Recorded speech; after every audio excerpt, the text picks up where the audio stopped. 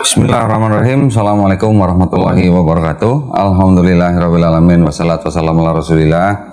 Senang sekali sekarang saya kedatangan seorang mualaf Cina nih. Wih, assalamualaikum Vin. Waalaikumsalam. Masya Allah. Lihat tuh sipitnya tuh. Lu kalau ketawa jangan ngakak lo. Lu kalau ketawa ngakak mau ngumpet lu nggak tahu ntar. Aman. Ya, gimana kabarnya Vin? Baik. Alhamdulillah sehat ya. Sehat. Terakhir Helvin waktu itu pernah podcast di sini ya, waktu itu Iya. ya. Setelah podcast dari sini gimana itu? Situasinya aman atau banyak yang ngirimin ayat atau gimana? Ya ada aja sih yang ngirimin ayat. Ada aja yang ngirimin ayat. Siapa? Temen Ada gereja? teman gereja juga, dari teman kerja juga ada. Temen kerja. Oh. Ya, mungkin. Ayat-ayat Bible. Iya. Oh, aduh. Seperti mungkin minimal nanya kabar gitu. Terus tapi Disisipkan ayat. iya, seolah-olah tuh ingin membawa saya kembali gitu kan. Oke. Tapi ada yang terang-terangan ngajak Helvin untuk balik ke Kristen nggak? Ya ada juga sih mungkin. Terang-terangan. Ya, Ayo Vin balik, nanti gua kasih 2 miliar gitu, ada nggak? Oh enggak sih, Oh, enggak. belum sih, Enggak sampai belum sampai dong. situ. Cuman lebih ke ngasih pandangan. Pandangan. Ya. Oke. Dalam Kristen Terus? Islam tuh begini gitu loh. Oh, ngasih pandangan negatif maksudnya ke Islam.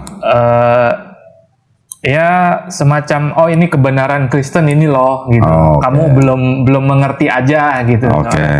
Terus kata, Kamu telah ditutupi sehingga nggak bisa melihat kasih Kristus. wih, kamu sudah meninggalkan Yesus gitu ya? Iya, saya dituduh antikristus gitu. Oh, antikristus. Antikristus. Ya. Terus apa lagi? Banyak sih.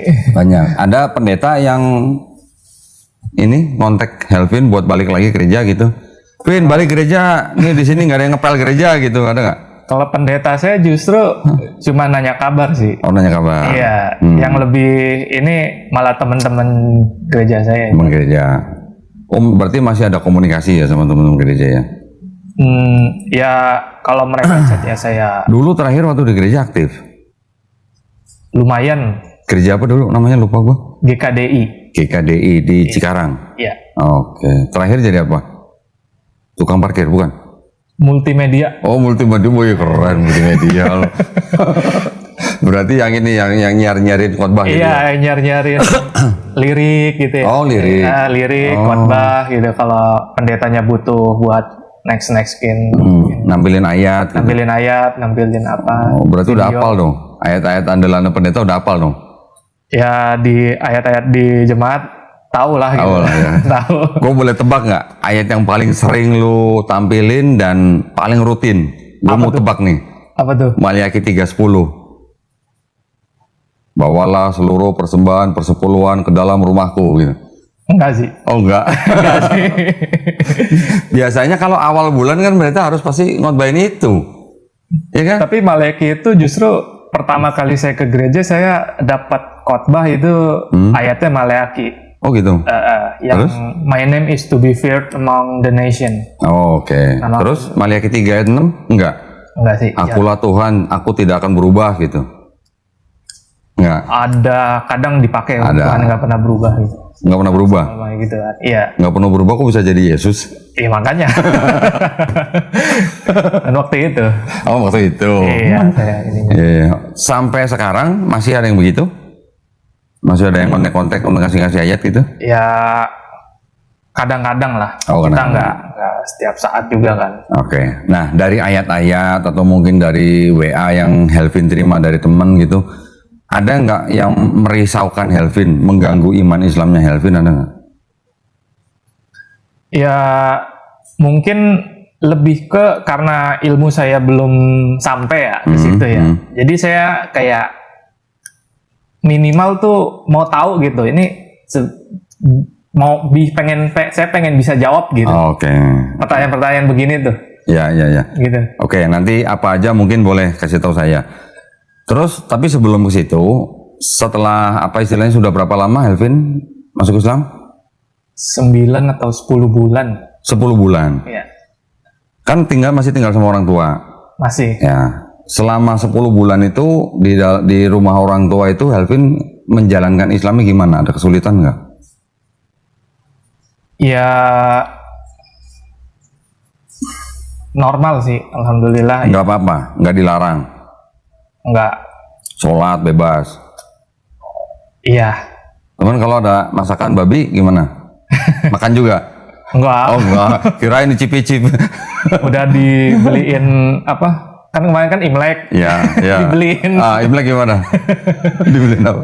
Dibeliin itu apa sih? Alat-alat masak buat khusus saya Sendiri? ini. Iya, Oke.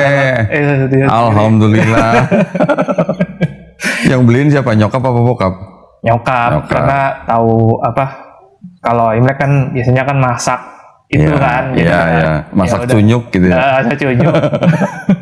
Ya udah nih dikasih khusus beda gitu. Lu selama 10 bulan di rumah kalau ada masak cunyuk itu gimana? Netes nggak? Enggak. Hah? Netes ngiler. Ngiler? Enggak. Enggak. Cuman gimana? Ngelirik doang gitu? Ya enggak juga sih. Oh enggak juga. Alhamdulillah. Udah nggak kepengen berarti ya? Kadang keingetan doang. Keingetan rasanya. Gitu. Keingetan dulu gitu kan. Tapi Oh rasanya tuh begini gitu ya. kayak gitu. Harumnya tuh begini gitu ya. Iya, lemaknya tuh begini tuh, Oke. perutnya tuh begini rasanya. Nah, tapi kalau pas mereka biasanya kalau di rumah makan bareng-bareng atau makan sendiri? Di rumah tuh biasanya makanan tengah. Di tengah. Iya, Satu jadi meja satu bareng-bareng. meja, bareng-bareng. Terus? Ambil lah satu-satu gitu. Oh. Nah, terus kalau pas mereka masak cunyuk gimana? Lu ikut makan bareng atau sendiri? Ya saya kan nggak ngambil cunyuknya kan. Iya, tapi makan tetap bareng. Cuma di depan mata lu gitu cunyuknya gitu. Ya paling agak ini doang kan. Maksudnya saya takut kena apa gitu kan. Kenapa? Mungkin bekas-bekas ininya kan. Ada ininya saya kadang jaga jarak dikit. Ya berhati-hati. Berhati-hati lah, bersikap hati-hati aja gitu. Tapi keren ya, nyokap lu nyedain perangkat makan untuk lu sendiri ya, berarti nggak campur sama yang lainnya. Iya. Keren. Terus apa namanya, yang lain-lain nggak ada masalah berarti ya, selama jalanin Islam nggak masalah. Di komplain misalkan udah lama nggak masak cunyuk. Terus? Ini udah dicuci lebih dari 7 kali. Yang satu pakai tanah nggak? Pakai tanah, pakai abu gosok kata dia. Tanahnya tuh. Yang dicuci 7 kali kan bukan babi, kan air liur anjing gimana?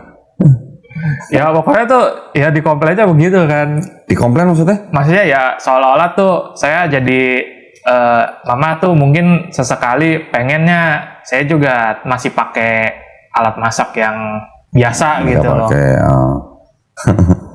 Terus? Ya saya bilang kan udah bekas itu. Udah dicuci berapa gitu. kali, ratusan kali. Oke. Pakai tanah abu gosok tuh, dipakai. Pakai lumpur harusnya. Iya. Selama di 10 bulan di rumah orang tua itu apa namanya, Helvin ngerasa nggak bahwa Helvin jadi orang yang lebih baik dari sebelumnya? Ada sisi yang mungkin lebih baik, ada juga mungkin sisi yang naik Lebih turun jelek. lah. Gimana ceritanya jadi lebih jelek? Bisa kasih contoh nggak yang lebih baik seperti apa? Yang lebih baik itu Misalnya lu lebih merhatiin nyokap gitu. Apa lu lebih cuek ternyata gitu. Gimana? merasa lebih ini aja ya, lebih mendingan gitu. Maksudnya Ya mendingannya gimana? ya mendingan gitu. Contohnya gimana? Contohnya dari sholat, belajar sholat. Kemarin kan Ramadan, puasa. Ya. Saya belajar buat lebih perhatiin diri misalnya gitu, minimal tuh. Dalam artian dengan sholat aja, saya belajar sedikit demi sedikit. Saya merasa tuh penampilan saya tuh harus lebih Islami. bukan tentang itu, lebih rapi gitu, lebih baik. Oke. Waktu bulan Ramadan kemarin, nyokap pernah nggak bangunin? Pin, bangun sahur gitu, pernah nggak? Pernah ditelepon ya. Ditelepon? Iya. Di dalam rumah ditelepon?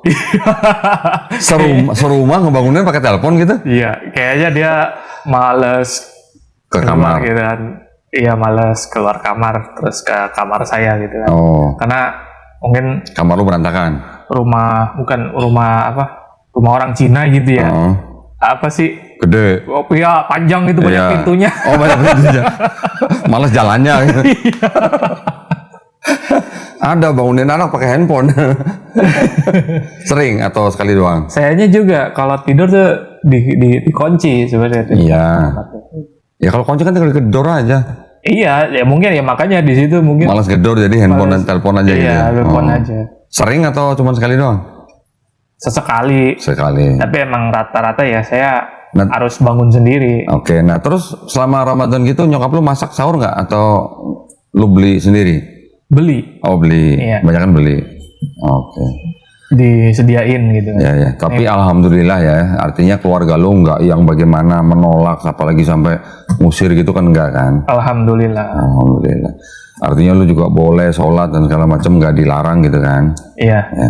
Karena ada mualaf-mualaf yang karena orang tuanya saking menentangnya, jadi si mualaf jadi sampai nggak berani sholat di rumah gitu. Ada. Ya kan, Quran diumpetin, sajadah diumpetin, macam-macam mukena diumpetin gitu-gitu.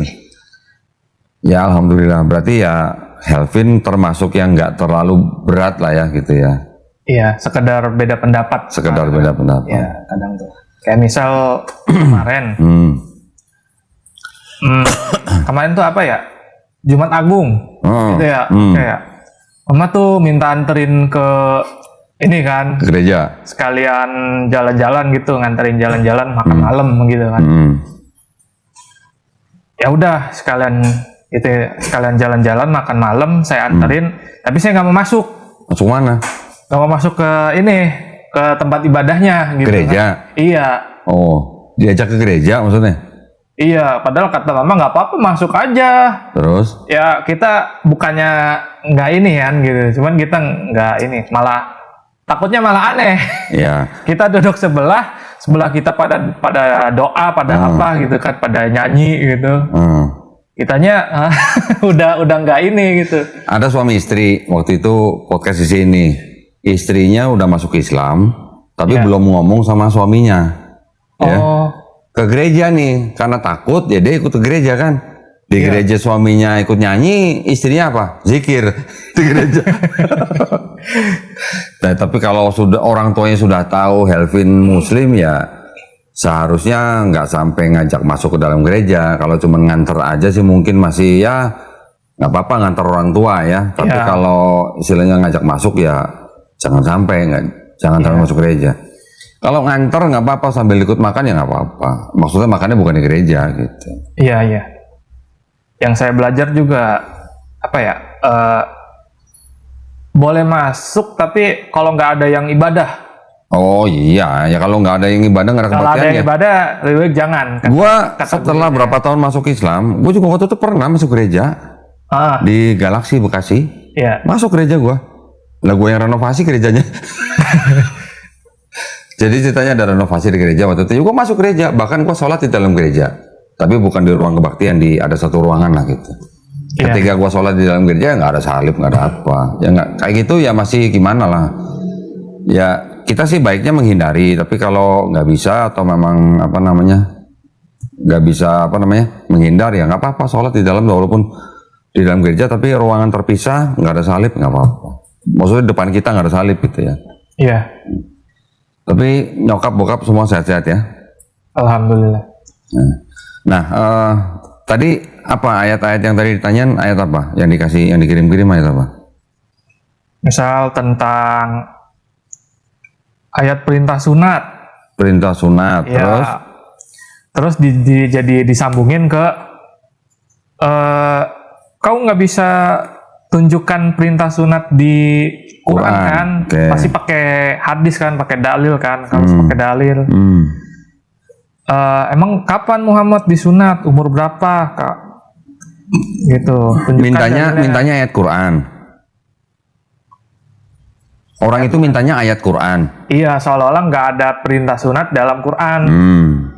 Itu Terus? kan orang Islam itu maaf kata apa-apa harus pakai hadis, apa-apa harus pakai dalil.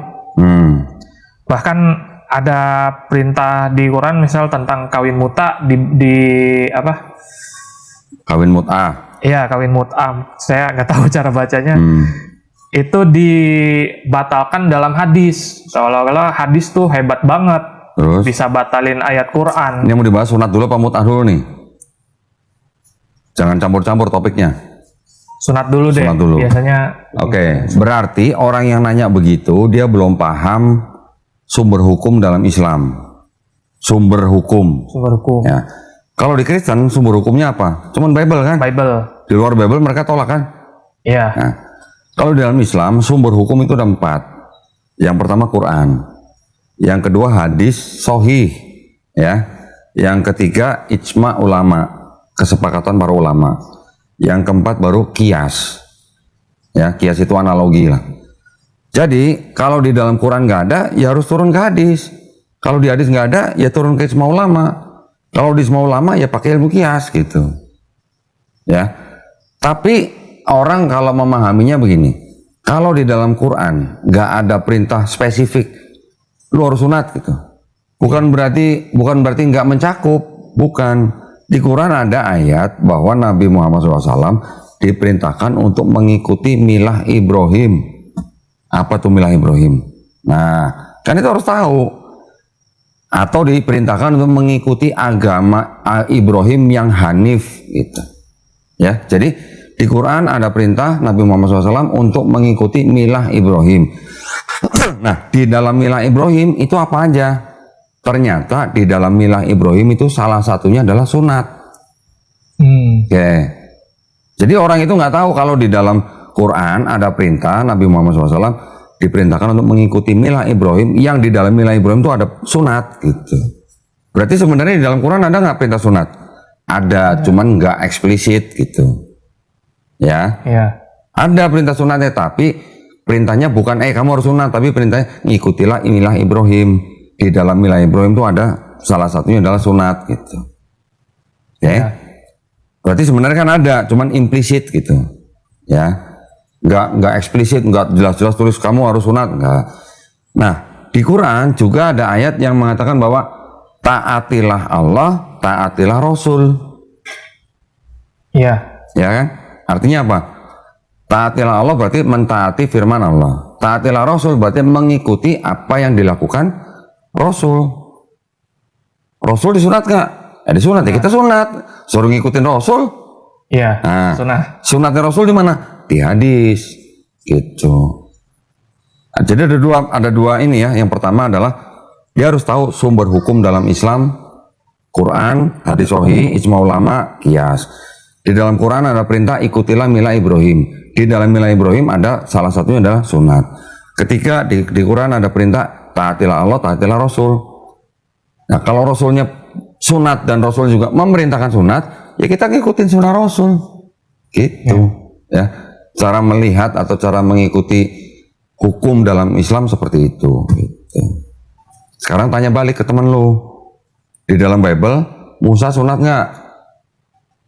Nggak ada ininya ya. Nggak ada ayatnya. Tanya lagi, Daud sunat nggak gitu? Ada nggak? Nggak ada juga. Kenapa dia nuntut di Quran harus ada perintah sunat, Nabi Muhammad sunatnya di mana, ayatnya di mana? Kenapa dia nuntut begitu kalau di Bible-nya sendiri Musa nggak diceritain sunat, Daud juga nggak diceritain sunat gitu. Iya, iya. Nah, itu pentingnya kristologi. Kalau kita tahu Bible mereka, kita kan setelah menjawab kita juga bisa nanya balik gitu. Ya. Terus dari keempat sumber hukum tadi, kenapa terkadang kita melihat antara perintah Quran dan perintah hadis misalnya, itu ada kontradiksi? Nggak ada. Nggak ada. Kalau ada hadis yang kontradiksi dengan Quran, hadis itu tertolak. Itu tertolak. Karena apa? Karena yang paling tinggi kan Quran. Jadi syarat hadis yang boleh dipakai sebagai sumber hukum Islam yang kedua itu adalah hadis sahih yang tidak kontradiktif dengan Quran. Itu. Oke, sekarang mut'ah. Iya, tertulis di Quran gak berlaku lagi, dibatalinya di hadis katanya. So. Gini, ya balik lagi kita di taatilah Allah, taatilah Rasul. Nah, Masuk kan? Iya. Kalau lu udah ngikutin Allah, ngikutin Rasul, berarti apa yang diajarkan Rasul itu juga berasal dari Allah Subhanahu wa taala. Ya lu ikutin. Gitu. Ini maksudnya. Sebelum Quran diturunin, sudah ada belum kawin mut'ah? Pertanyaan itu dulu. Tahu nggak? Saya belum tahu tuh. Sudah ada. Sudah ada kan? Sebelum Quran diturunkan, sudah ada kawin mut'ah belum? Sudah ada. Sebelum Quran diturunkan, sudah ada poligami belum? Sudah ada. Sudah ada. Ketika Quran diturunkan, Quran itu justru mengatur kawin mut'ah dan poligami. Mengatur, bukan memerintahkan ya, mengatur. Karena poligami sudah ada, bahkan di Bible kan kita bisa baca. Daud istrinya berapa, Salomo istrinya 700, Kunik 300. Dan pada saat itu di masyarakat di kalangan Arab, poligami juga sudah menjadi hal yang menjadi tradisi yang normal gitu buat masyarakat itu. Quran diturunkan untuk mengatur yang tadinya unlimited jadi limited gitu. Limited pun pakai syarat yang berat gitu. Lu nggak bisa adil, nikahilah satu saja, ya kan? Begitu juga dengan kawin mut'ah. Kawin mut'ah sebelum Quran turun, kawin mut'ah sudah ada. Nah, Quran turun diatur. Dulu di istilahnya bukan di ketika sahabat ada yang melakukan kawin mut'ah ketika terjadi perang, sama Nabi memang dibiarkan. Tetapi belakangan baru dilarang. Ya. Yang melarang, ya kalau di hadis Nabi melarang, itu artinya apa? Nabi juga mendapatkan perintah dari Allah Subhanahu wa taala. Yang namanya sebuah perintah itu nggak bisa langsung hari ini kita melihat ada kegiatan begini, hari ini kita larang langsung nggak bisa begitu. Iya. Tadi kan ada kawin mut'ah, ada poligami, khomer sudah ada belum sebelum Quran turunkan? Sudah ada. Orang sudah terbiasa minum khomer. Ayat di Quran yang akhirnya mengharamkan khomer itu satu ayat atau beberapa ayat? Beberapa ayat. Iya. Sehari langsung diharamkan, apa berapa tahun diharamkan? Kurang lebih 3 tahun baru diharamkan. Selama 3 tahun itu turun beberapa ayat. Yang pertama, lu kalau sebelum sholat jangan minum khomer ya, gitu. Sampai akhirnya khomer itu benar-benar diharamkan. Jadi sebuah pelarangan itu ada tahapannya gitu loh. Iya. Ya. Contoh lagi apa? Perbudakan. Sebelum Quran diturunkan sudah ada perbudakan belum? Banyak. Bahkan perbudakan itu sudah bisa dikatakan menjadi sendi-sendi perekonomian bangsa Arab pada waktu itu. Dan perbudakan tidak hanya di bangsa Arab tapi di bangsa-bangsa yang lain. Iya. Perbudakannya dihapuskan oleh Islam bertahap apa langsung pada saat itu? Bertahap kan? Ada yang dengan cara dibebaskan, seperti sahabat Abu Bakar membebaskan Bilal. Ada juga nanti berupa sanksi atau hukuman ketika ada orang melanggar sesuatu, hukumannya dengan membebaskan budak, ya kan? Ada juga dengan pernikahan, budaknya dinikahi, ketika dinikahi anaknya hasil pernikahan itu tidak lagi menjadi budak, kan lama-lama jadi hilang budaknya. Iya. Betul kan? Agama apa yang mempelopori penghapusan budak kalau bukan Islam? Abad 17, 18, bahkan 19, 20 aja di Amerika masih ada perbudakan kulit hitam. Iya kan? Iya. Nah, Islam udah dari abad berapa udah menghapuskan perbudakan gitu. Dan caranya juga pelan-pelan, nggak langsung blok hari ini diperintahkan, hari ini harus nggak boleh, enggak. Nah, begitu juga dengan kawin mut'ah. Ya. Jadi dia harus paham juga namanya penghapusan hukum itu di dalam, apalagi di dalam sebuah masyarakat yang sudah bahkan sudah menjadi sendi-sendi perekonomian, kalau langsung diharamkan bisa rusak malah sendi-sendi ekonominya. Tapi diatur dengan cara sedemikian rupa, yang tahu kan pasti Allah Subhanahu wa taala. Dengan waktu sekian akhirnya menjadi tidak boleh atau haram. Ketika sudah final menjadi haram, yang sendi-sendi ekonominya nggak rusak gitu loh. Diperbaikin dulu untuk berubah, untuk pindah, untuk migrasi. Yang tadinya budak itu sendiri ekonomi, perlahan-lahan bermigrasi menjadi nggak boleh perbudakan. Gitu caranya Islam. Gitu. Baru paham, baru paham. Jadi nggak cuman kawin mut'ah doang gitu yang dilarang secara bertahap. Ya, ada tadi apa? Poligami, khomer, perbudakan, itu semuanya diatur dalam nggak seperti membalikan telapak tangan begini, ada time plan-nya gitulah. Ya. Paham ya? Nanti lu jawab dengan cara yang sesingkat-singkatnya gitu. Apalagi?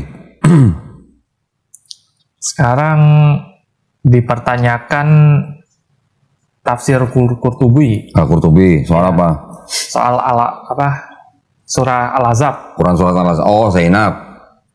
Ya, Pernikahan 50. Zainab dengan Zainab.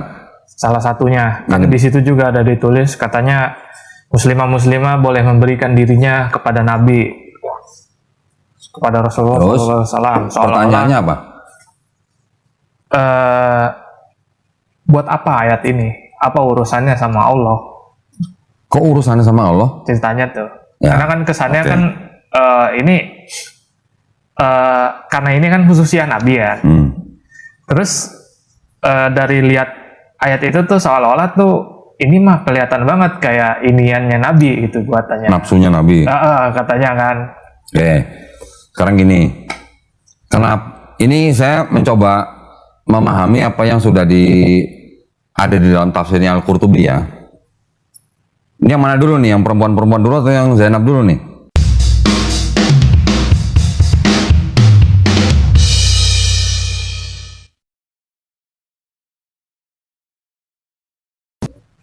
Perempuan-perempuan dulu. Yang perempuan-perempuan dulu. Zainab Gini. kan kenapa dia menikahi Oke, gini.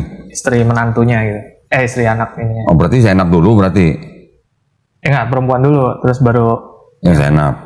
Kalau yang perempuan-perempuan itu, jadi seolah-olah gini. Nabi ini kan menjadi panutan. Nabi ini kan menjadi teladan. Melalui Nabi inilah kita bisa mengetahui bagaimana menghadapi istri yang punya sifat begini. Iya, Kalau cowok sifatnya banyak apa sedikit? banyak juga atau gimana? Iya, maksudnya cowok sifatnya kebanyakan rata-rata itu kan ya itu aja gitu, nggak banyak dan to the point gitu kalau cowok. Tapi kalau cewek, karena yang cowok tadi itu begitu karena mereka kebanyakan menggunakan rasio atau logika. Kalau yang cewek kebanyakan menggunakan apa? Perasaan kan? Karena banyak pakai perasaan, makanya kan jadi banyak perintilannya.